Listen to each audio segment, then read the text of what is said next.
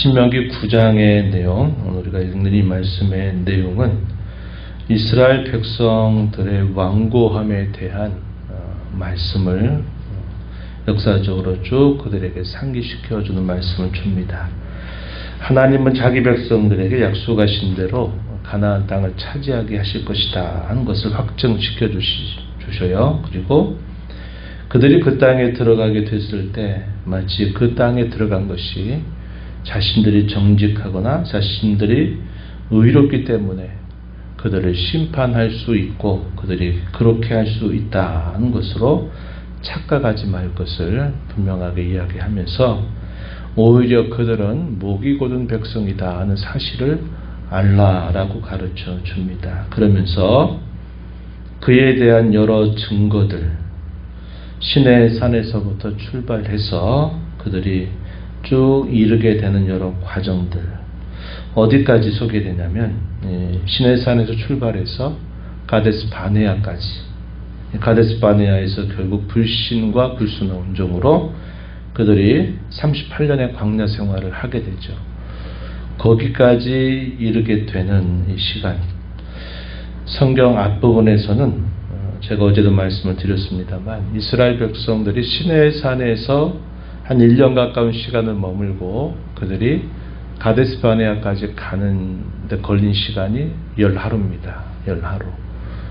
시내 산에 있는 동안에 그들이 결국 범죄하게 되는 사건, 그 사건을 모세가 설명을 하죠. 시내 산에서부터 이미 언약을 체결하고 난 직후부터 그들은 하나님 앞에 반역했다는 사실을 상기시켜주고, 또 이 시내산에서 출발해서 그들이 11일 동안 가데스 바네아까지 이르는 동안에 여러 곳에서 그들의 반역과 그들의 불평과 원망에 대한 기록들이 분명히 있다는 것을 보여줍니다. 오늘 우리가 읽은 이 말씀의 그 내용들이 요약적으로 소개가 되어 있어요. 이에 대한 구체적인 내용들은 민수기라든지 또 출애굽기의 말씀들을 보게 되면 그들이 그 11일 동안 짧게 가는 그 여정 속에서도 몇 차례나 하나님 앞에 반역하면서 그들이 갔던 지명의 이름이 그 반역에 대한 상기시키기 위해서 그 지명이 다시 불려지게 되는 그런 과정들이 있었다는 것을 말해줍니다. 모세가 이야기해 주는 게 결국 뭘까요? 너희가 그 땅에 들어가게 되는 것은 결코 너희의 실력도 너희의 의로움도 아니고 너희가 그들보다 더 뛰어난 민족이기 때문도 아니라는 겁니다. 그것은 전적으로 하나님의 약속에 의해서 실현된 일이다. 너희가 그 땅에 들어가서 마치 너희가 한 것이냐 교만해서 너희가 그 땅에서 하나님을 잊어버리게 된다면 그 아름다운 땅에서조차 너희는 망하게 되고 말 것이다. 이렇게 말하는 겁니다. 그들의 실상, 그들의 실력의 진짜가 무엇인가를 너희가 꼭 기억하라는 겁니다. 그래서 하나님 앞에 겸손할 것을 그들에게 촉구하고 근신할 것을 촉구하는 메시지가 이 9장에 요약이 되고 있습니다. 우리가 읽은 말씀 1절로부터 5절에 이른 내용에서는 가나안 족속에 대하여 멸망을 하나님이 다시 확증시켜 줍니다. 그들이 아낙 자손에 대해서 들었던 그 말로 인해서 그들이 심히 두려운 마음을 갖게 되지만 분명히 알라고 말씀하셨어요. 3절에 여호와께서 그들을 멸하사 엎드리게 할 것을 너희가 알고 너희는 쫓아내며 속히 멸할 것이다. 이런 말씀을 주십니다. 그리고 나서 그 모든 일들이 있고 난 다음에 착각하지 말라는 거죠. 여기 공의로움 번역이 잘못된 번역입니다. 늘 구약의 개역개정에서 이 번역이 될 때 이스라엘 자손들의 공의 이렇게 말할 게 아니라 이것은 그들의 의로움을 뜻하는 말이다. 번역이 오역된 겁니다. 여러분들 그렇게 이해를 하시면 돼요. 4절 내 공의로움으로 말미암아가 아니라 내 의로움으로 말미암아 이렇게 이해하는 것이 바라요. 5절에서도 내 공의가 아니라 내 의로 말미암음도 아니다. 이렇게 표현된 걸로 이해하면 됩니다. 6절에서도 마찬가지죠. 내 공의로 말미암음이 아니니라. 내 의로 말미암음이 아니니라. 이렇게 이해하시면 되겠어요. 그들이 전적으로 이 약속의 땅을 차지하게 된 것은 계속적인 반역의 역사에도 불구하고 하나님이 이스라엘 자손들을 자기 백성, 자기의 기업으로 삼아주셨기 때문이라는 사실을 그들에게 깨우쳐 주고 있다는 겁니다. 교만해질까봐, 그래서 하나님을 잊을까봐, 마치 자신들이 그럴 만한 자격을 갖춘 것으로 착각할까봐 모세는 6절 이하로부터 길게 소개한 내용들은 불순종했던 지나간 역사들을 그들에게 상기시켜 주고 있다 하는 것입니다. 그들을 향해서는 너희가 의롭고 정직한 자들이 아니라 도리어 너희들은 목이 곧은 백성이었다는 사실을 기억할 것을 촉구하죠. 6절에서 마지막 부분 너는 목이 곧은 백성이니라 이렇게 말했습니다. 13절 끝에서도 이는 목이 곧은 백성이니라 이렇게 표현했어요. 목이 곧았다 이게 무슨 말입니까? 뻣뻣하게 세우고 하나님이 말씀을 주심에도 불구하고 그들이 그 말씀을 믿지 않고 그 말씀을 따르지 않고 자기들의 고집과 생각을 여전히 꺾지 않는 그런 태도를 목이 곧다 이렇게 표현하고 있는 비유적인 표현이 되겠습니다. 뭐라고 이야기하느냐? 광야에서부터 하나님을 경노하게 했던 일들 쭉 이야기하고 있어요.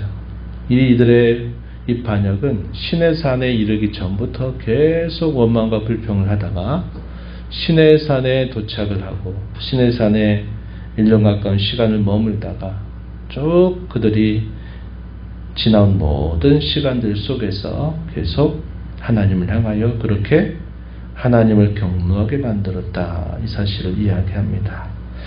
8절부터 11절 이르는 내용은 시내산 혹은 호렙산에서 있었던 반역 사건을 그들에게 기억나게 하고 있습니다.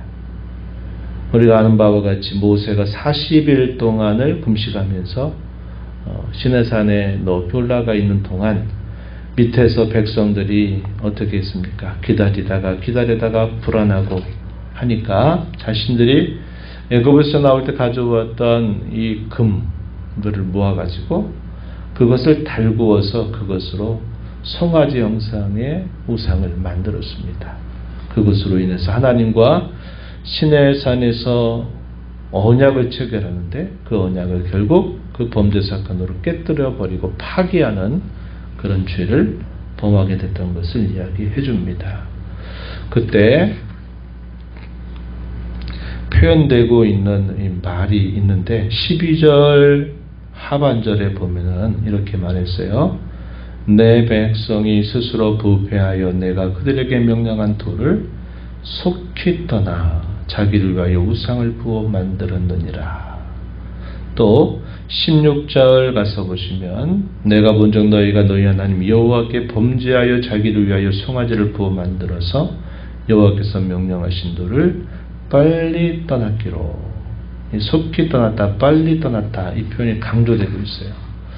갈라디아서에서 바울 사도가 갈라디아 교회 편지를 쓸 때 갈라디아 교회가 거짓 교사들의 그 잘못된 가르침에 빠져가지고 그들이 다른 복음을 따르고 있는 모습에 대해서 사도가 이야기를 들어요. 그리고 다급한 마음으로 그곳에 편지를 썼던 것이 갈라디아서입니다. 갈라디아서 바울 사도가 말해요. 내가 너에게 전한 이 복음 외에 왜 이렇게 속히 빨리 떠나서 다른 복음을 줬느냐? 이것이 너희에게 합당하지 않다 하면서 이야기할 때 이 표현을 사용했어요. 속히 떠났다 무슨 말입니까? 하나님께로부터 받은 은혜, 하나님께로부터 받았던 약속이 주어졌음에도 불구하고 너무나도 속히 그 약속에서 떠나고 은혜에서 떠나버리는 그들의 이 부패한 본성을 여기 속히 떠났다, 빨리 떠났다 라는 말로 이야기해주고 있다 하는 것이죠. 그뿐만 아니에요. 모세가 중재해서 하나님 이 백성을 불쌍히 여겨달라고 하나님 앞에 간절하게 기도했더니 하나님이 그 기도를 들으시고 깨어진 언약을 다시 갱신하세요. 그리고서 그 언약을 다시 갱신하게 되면서 그들이 시내산에서 마침내 출발하게 되고, 이 시내산에서 출발한 지 11일 사이에 가데스바네아에 이르는 시간 동안 있었던 반역 사건들을 또 그들에게 이야기합니다. 22절에 보면 너희가 다베라와 마사와 기브롯 핫다와 있어도 여호와를 경노하게 하였느니라. 시내산에서 불과 11일 만에 도착하는 가데스바네아에 이르는 그 짧은 시간에서도 이스라엘 자손들은 또다시 하나님을 향해서 반역했는데, 이 다베라 또 마사 이런 지역의 이름이 뭐냐면 다투었다, 시험했다 그런 뜻으로 지명이 불려진 곳입니다. 기브로 핫다와는 탐욕의 무덤이라고 하는 뜻을 가지고 있어요. 이게 무슨 사건입니까? 우리가 애굽에 있을 때 그래도 힘들어서도 고기 먹었는데 우리는 여기 와서 도대체 그런 것도 못 먹는다 불평했더니 하나님이 메추라기를 그들이 살고 있는 진영으로 바람을 불어서 몰아주세요. 그리고 실컷 먹습니다. 먹고 난 다음에 어떻게 됐어요? 죽었어요. 그래서 탐욕을 부린 자들이 결국 죽어서 거기에 무덤을 쌓게 돼요. 그래서 그곳의 이름을 기브롯 핫다와라고 이름을 짓게 된 겁니다. 민수기 11장 4절 이하에서 그에 대한 자세한 소개가 주어지고 있어요. 그러니까 그 짧은 시간이죠. 시내산에서 가데스바네아까지 이르는 짧은 시간에도 반역했던 여러 사건들을 기억하게 하고 있다는 겁니다. 또 그리고 11일 만에 도착했던 가데스바네아, 우리가 처음부터 읽었죠. 가나안 정탐을 하고 나서 40일 동안 정탐하고 나서 돌아와서 병창꾼들의 보고를 듣고서 밤새도록 울면서 넘지 말아야 할 선을 넘어버려요. 우리를 왜 애굽에서 건져내서 여기 와서 죽게 하느냐, 이렇게 말하는 겁니다. 하나님이 그동안 해왔던 모든 구원의 역사를 전면으로 부정하는 그런 말을 계속 하면서 결국 그때의 날들을 1년으로 환산해서 약 40여 년 세월 동안 광야 생활을 보내면서 결국 거기서 다 죽게 되는 그러한 일을 맡게 되었다는 겁니다. 뭐라고 말하느냐? 여호와의 명령을 거역하여 믿지 아니하고 말씀을 듣지 아니했다. 이 사실을 그들에게 기억하게 한 겁니다. 이런 모든 그들의 역사적인 내용들은 결국 그들이 의롭다거나 하나님 앞에 예를 들어 이방의 족속들보다 더 뛰어나기 때문에 그들이 그 땅을 차지하게 되는 것이 아니라 전적인 하나님의 약속에 의해서 하나님께서 그들에게 베푸신 은혜로 말미암아 그곳에 이르렀다 하는 것을 말해주고 있는 겁니다. 모세는 이런 반역 사건들이 있을 때마다 어떻게 합니까? 하나님 앞에 하나님의 성품에 호소하고 하나님께서 구원하신 그 일에 호소해서 그 백성들의 죄를 용서해 주시기를 계속적으로 간구했다는 겁니다. 그래서 여기 26절, 28절, 27절 여기 소개되는 내용들은 하나님이 구원하신 일, 그분이 가지신 성품, 그분이 세워주신 언약에 호소해서 하나님이 백성들의 죄를 용서해 달라고 간구하는 이 모세의 기도가 소개되고 있어요. 오늘 우리가 이 말씀을 보면서 우리가 이제까지 살아온 이 모든 손길들은 우리가 잘해 살아온 삶이 아니라 많은 죄에도 불구하고 우리를 향하신 하나님의 변함없는 사랑, 인자와 긍휼 때문에 여기까지 우리가 살아왔다 하는 사실을 우리가 기억해야 되고, 우리가 영원한 하나님의 나라에 완성될 그 나라에 참여하게 되는 것도 하나님의 전적인 은혜에 의한 것이다 하는 것을 우리가 기억하면서 하나님 앞에 늘 겸손하고 근신한 자로 살아가는 저와 여러분이 되어야겠다 하는 겁니다. 우리가 이렇게 많은 죄험에도 불구하고 이렇게 지금까지 살아온 것은 우리의 영원한 중보자 되신 예수 그리스도께서 하나님의 우편 보좌에서 우리를 위하여 끊임없이 간구하시기 때문이다 하는 사실을 우리가 배워요. 모세가 자기 백성들이 잘못할 때마다 하나님, 이 백성들을 불쌍히 여겨달라고, 하나님이 하신 언약을 기억해달라고, 하나님이 구원하신 주의 백성 주의 기업이 아닙니까? 하나님 불쌍히 여겨달라고 기도했던 그 내용을 들으시고 한량없이 용서하시고 함께 하셨던 그 모습처럼 우리에게 하나님과 우리 사이에 유일한 중보자, 영원한 중보자 되신 예수님의 대속의 공로로 말미암아 우리가 날마다 은총을 입는 자로 살아가고 있다 하는 것을 우리가 깨닫게 됩니다. 이제 우리가 이런 은혜를 아는 자들로 우리의 마음 깊은 곳으로부터 더 하나님을 사랑해서 그분이 하신 말씀을 더 굳게 믿고 신뢰하고 의지하고 그분이 우리에게 주시는 말씀을 마음에 담아서 그분의 뜻을 헤아리면서 주님과 함께 살아가는 저와 여러분이 되도록 힘써 살아가야 하겠습니다. 이런 은혜가 함께하기를 진심으로 바랍니다. 하나님 아버지 감사합니다. 이 새벽 시간 저희들을 깨워주셔서 오늘도 아버지 앞에 저희를 불러 세우시고 또 주께서 하시는 말씀을 마음에 새기면서 하나님의 신실하심과 하나님의 은혜의 부유함은 참으로 크고 놀랍지만 그에 반하여 저희들이 하나님 앞에 늘 살아온 삶은 하나님의 뜻을 이루어 살아온 삶보다 아버지의 뜻을 저버리고 아버지의 기대하심을 외면하며 살아올 때가 참 많았던 저희의 모습을 보게 됩니다.